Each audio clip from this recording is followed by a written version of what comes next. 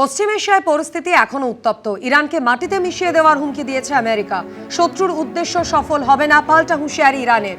অব্যাহত হরমুজ সংকট, চলবে অবরোধ, ঘোষণা ট্রাম্পের।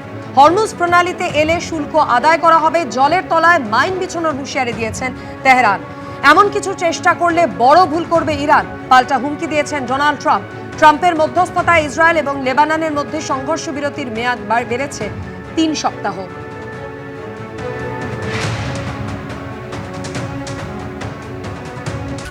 এসআইআর এর পর যাকে বলে ভোটের সুনামি।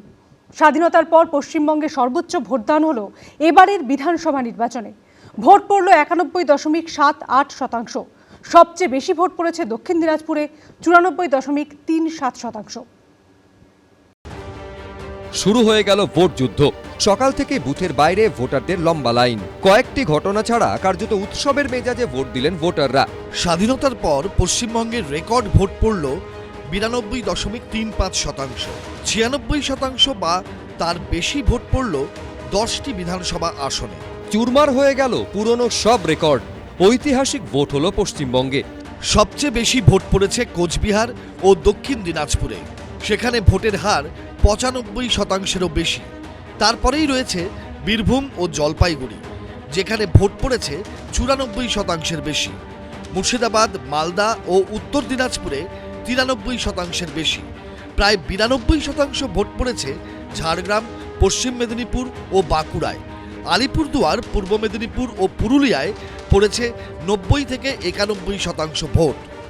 बंगाल में हो रहा बम्पर मतदान ये साफ साफ दिखा रहा है कि भय हार रहा है और भरोसे की जीत पक्की है। প্রথম দফায় ভোটে আজকে বিজেপির রফা দফা করে দিয়ে এসেছি।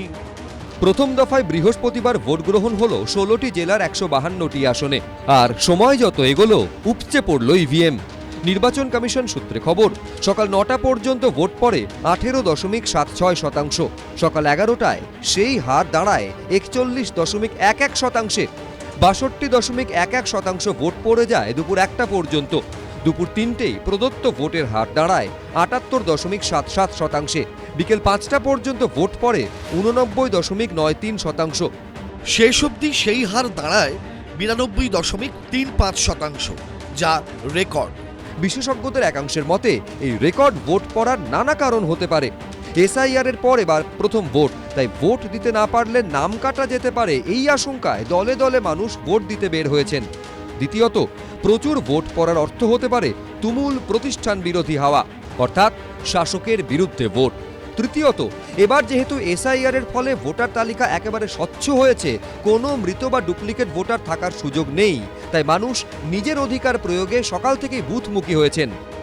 এসআর অনেক কষ্ট করে মানুষের ভোটার তালিকায় নাম উঠেছে, তারপরে তারা ভোটাধিকার রক্ষা করবার জন্যে সাংঘাতিকভাবে সচেতন হবে, এটা ভেবে নেওয়াই যেতে পারে।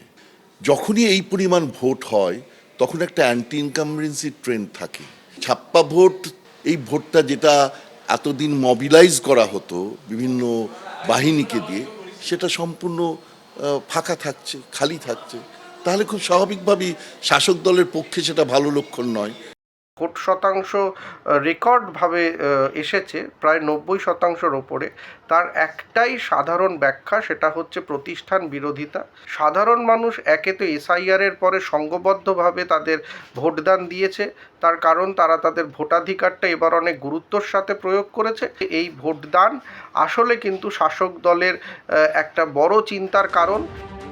নির্বাচন কমিশন সূত্রে খবর, 2011 সালে যখন ক্ষমতায় আসে তৃণমূল কংগ্রেস, সেই বছর বিধানসভা নির্বাচনে ভোট পড়ে 84.72%। পশ্চিমবঙ্গে 82.22% ভোট পড়ে 2014 লোকসভা নির্বাচনে।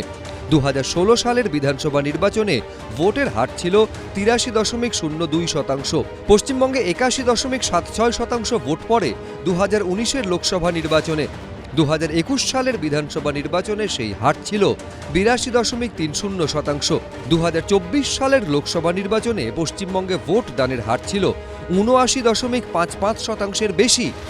সব পরিসংখ্যানকেই ছাপিয়ে গেল এবারে ভোটদানের হার। 96% বা তার বেশি ভোট পড়েছে রাজ্যের 10টি বিধানসভা আসনে। তার মধ্যে 6টি বিধানসভাই মুর্শিদাবাদে। এই 10টি বিধানসভা আসন হল ভগবানগোলা, রঘুনাথগঞ্জ, শীতলকুচি, সিতাই, ময়নাগুড়ি, লালগোলা, ফারাক্কা, শামশেরগঞ্জ, রানীনগর এবং হরিরামপুর। মুখ্য নির্বাচন কমিশনার জ্ঞানেশ কুমার বলেছেন, স্বাধীনতার পর পশ্চিমবঙ্গ ও তামিলনাড়ুতে সর্বোচ্চ ভোটদান হলো এবারের নির্বাচনে। পশ্চিমবঙ্গ ও তামিলনাড়ুর প্রত্যেক ভোটারকে স্যালিউট। রুমা পাল, রাজর্ষি দত্তগুপ্তের রিপোর্ট, এবিপি আনন্দ। এবিপি আনন্দ, এগিয়ে থাকে, এগিয়ে রাখে।